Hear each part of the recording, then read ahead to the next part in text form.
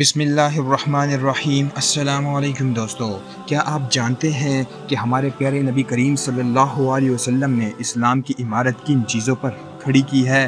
صحیح بخاری کی ایک بہت ہی پیاری روایت ہے کہ رسول اللہ صلی اللہ علیہ وسلم نے ارشاد فرمایا، اسلام کی بنیاد 5 چیزوں پر رکھی گئی ہے۔ نمبر 1، اس بات کی گواہی دینا کہ اللہ کے سوا کوئی معبود نہیں اور محمد صلی اللہ علیہ وآلہ وسلم اللہ کے رسول ہے۔ نمبر 2، نماز قائم کرنا۔ نمبر 3، زکوٰۃ دینا۔ نمبر 4، حج کرنا۔ اور نمبر 5، رمضان کے روزے رکھنا۔ اس حدیث سے ہمیں یہ سمجھ آتا ہے کہ جس طرح کوئی بھی بلڈنگ اس کی پلر یا ستون کے بغیر کھڑی نہیں رہ سکتی، بالکل اسی طرح ہمارا دین بھی نماز کے بغیر مکمل نہیں ہوتا۔ نماز صرف ایک عبادت نہیں بلکہ مسلمان ہونے کی پہچان اور ہمارے دین کا سب سے مضبوط ستون ہے۔ اللہ تعالی ہمیں 5 وقت نماز قائم کرنے کی توفیق عطا فرمائے۔ اگر آپ کو یہ ویڈیو پسند آئی ہو تو اسے شیئر ضرور کریں اور مزید ایسی پیاری پیاری ویڈیوز کے لیے ہمارے چینل کو ضرور سبسکرائب کریں۔